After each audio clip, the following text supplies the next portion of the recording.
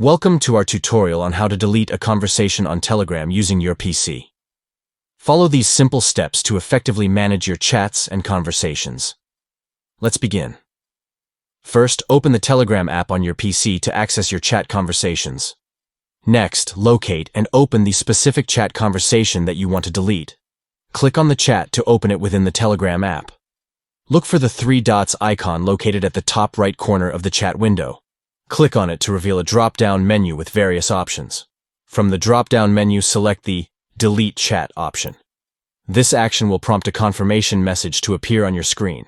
Confirm your decision by clicking on the Delete button. This will permanently remove the chat conversation from your Telegram app on PC. By following these steps, you can easily delete a conversation on Telegram using your PC. Keep your chat history organized and clutter-free by managing your conversations effectively. Thank you for watching our tutorial. We hope this guide has been beneficial in assisting you with deleting conversations on Telegram from your PC.